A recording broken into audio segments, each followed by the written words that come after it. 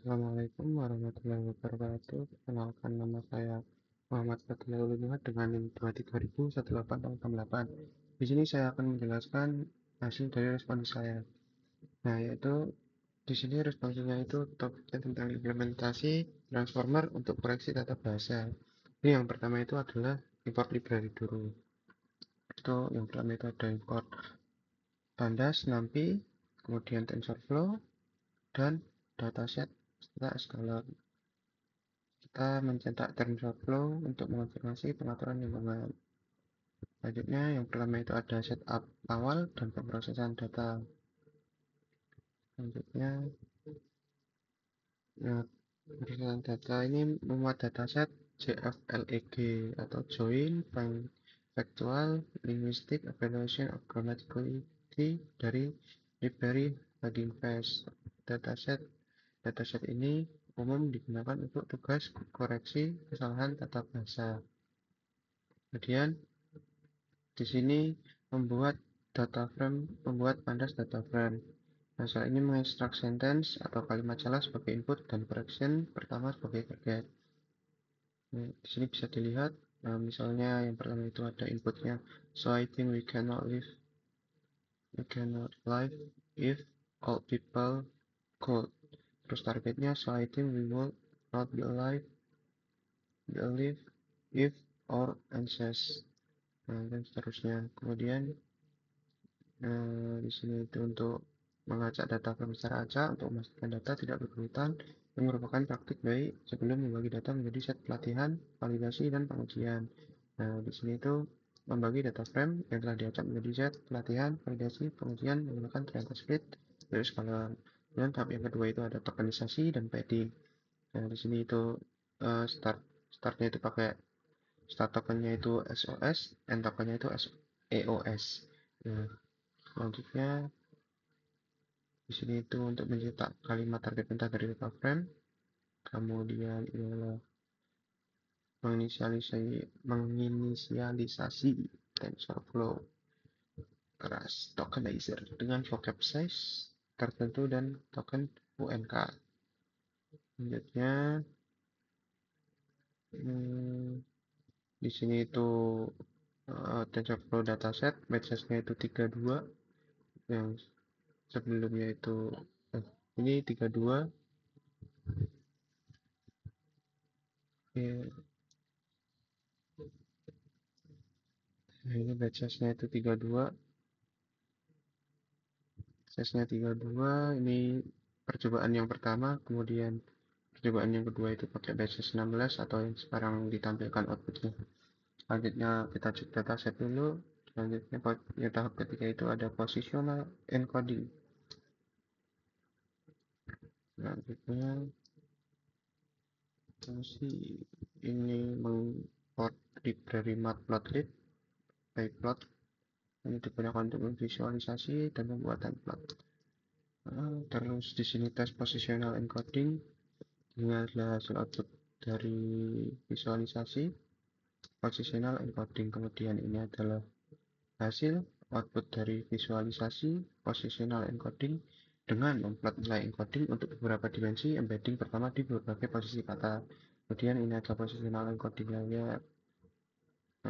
Selanjutnya tahap keempat yaitu arsitektur transformer.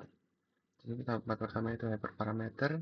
Kita menggunakan percobaan pertama itu numeriknya 4, di modulnya itu 128, 6 headnya itu 8, batchesnya itu yang pertama itu 32, terus sequence length-nya itu ya tadi max length, terus DFV-nya itu 512, dropout rate-nya 0,1. Jadi di percobaan kedua ini saya ubah pada din model dari 128 menjadi 256, kemudian batchesnya dari 32 jadi 16, dari 32 jadi 16, terus DFF dari 512 jadi 1024, terus dropout rate-nya itu 0,1 jadi 0,2. Nah, di sini dapat titik 2 ini multi head attention block. Di sini tuh membuat tensor input dummy dengan acak. Selanjutnya itu multi head attention, self attention yang masih dalam attention. Dan ini adalah hasil visualisasi dari attention map. Kemudian ini adalah example padding mask. Kemudian sini itu multi-head attention block. Kemudian pada tahap 4.3 ini feed forward network. Kemudian ini adalah test self attention layer where key K, V are identical. Selanjutnya encoder the transformer. Terus ini adalah minimalisasi FFN dan melihatkan input melalui yang lalu mencetak bentuk output dan verifikasi operasinya. Terus tahap ke-4.4 ini encoder layer. Terus tahap 4.5 itu implementasi encoder lengkap. Terus lanjut di sini itu tes Bismarck. Nah, ini menguji encoder layer dengan reading mask eksplisit. Kemudian tahap 4.6 itu decoder layer. Selanjutnya sama, kemudian implementasi decoder lengkap. Selanjutnya 4.8 ini fungsi masking. Selanjutnya tes look ahead, ini look ahead mask, ini tes look ahead. Kemudian ini transformer. Nah, di sini percobaan ke N. Dan tahap kelima yaitu pelatihan model. Nah, di sini import dulu library TensorFlow, NumPy, dan time. Kemudian kita setting optimizernya. Yang pertama itu pakai Adam dengan learning rate 1E 4. Optimizer kedua percobaan kedua pakai optimizer Adam masih, tapi kita bedakan di learning rate-nya menjadi 5E ke 5. Selanjutnya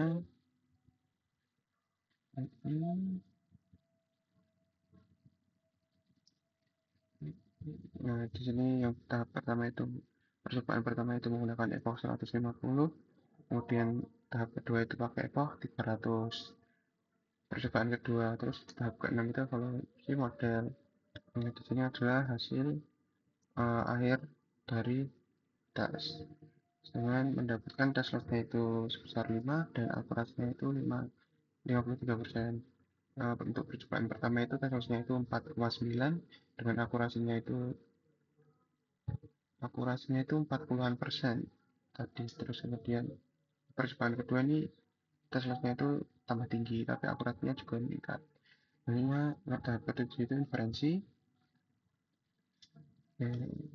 Di sini adalah menampilkan inputnya, yaitu pertama she go to school every day dengan prediksi she will go to school to street. Kemudian percobaan ke N tahap kelima latihan model, di sini masih sama dengan di atas. Terus yang membedakan itu adalah tidak ada hanya pada output ini input prediksi aja. Nah, di sini inputnya itu she go to school every day dengan prediksi she go to school. Dan ya di sini analisis akhirnya berdasarkan hasil evaluasi model memperoleh tes operasi sebesar 53% dan tes loss 5,6297. Bahwa model telah mampu mengajari bagian pola koreksi tata bahasa meskipun performanya masih dapat ditingkatkan. Nah, jika dibandingkan dengan percobaan sebelumnya, terjadi peningkatan tes akurasi sekitar 49% menjadi 53%. Hanya informasi yang didapat yaitu memahami alur lengkap pembangunan model deep learning, mulai dari pre-processing data hingga evaluasi model. Selanjutnya, kedua, memahami konsep sequence to sequence menggunakan arsitektur transformer. Ketiga, memahami bahwa kualitas model dapat ditingkatkan melalui tuning hyperparameter, penambahan data, dan penggunaan teknik evaluasi maupun decoding yang baik. Ya, sekian dari saya, Muhammad Fadila Wibowo. Jika ada kesalahan dengan penuturan data, saya mohon maaf. Bila ada Assalamualaikum warahmatullahi wabarakatuh.